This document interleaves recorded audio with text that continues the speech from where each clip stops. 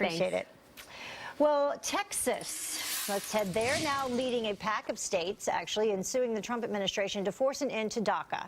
Take a look. Texas, along with Alabama, Arkansas, Louisiana, Nebraska, South Carolina, and West Virginia, they're now trying to help force a change. Our next guest says that DACA should be overturned and that this new lawsuit may actually succeed in doing so.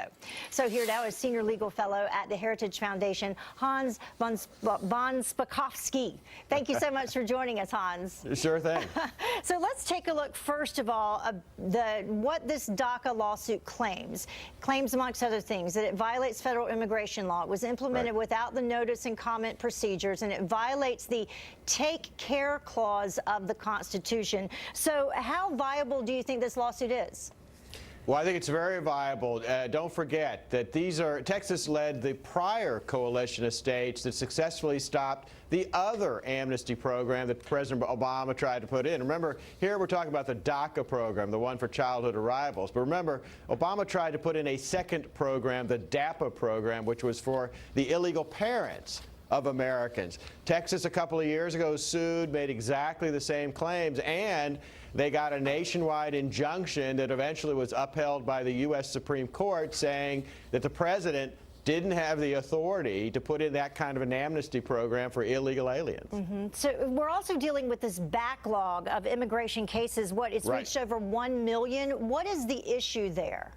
The problem is that immigration judges, when they issue a deportation order, don't have the power to enforce their own orders the way other federal judges do. Those get shipped over to the Department of Homeland Security, and it's up to them to enforce it. And as you know, the Obama administration didn't like enforcing our immigration laws, so the number of unenforced deportation orders more than doubled during the Obama administration. And in terms of those delayed deportations, what happens next with those, potentially?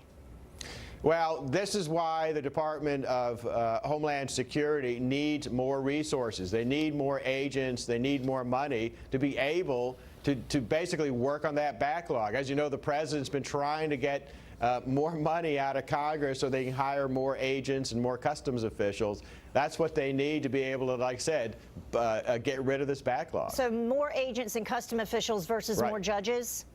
Well, they also need more judges, but I've also recommended in the past that immigration judges need to be given the power by Congress to actually enforce their own orders. All right, we will see what happens. Hans von Spakovsky. I like saying your last name. Thank you, Hans. Appreciate it. Have a great day. Sure, thanks. Well, the time now is about 8 minutes until the top of the hour. And when is it okay to kiss someone? The Pentagon is training soldiers on that, and you will never guess how much actual taxpayer money they spend on it. And making the dream a reality.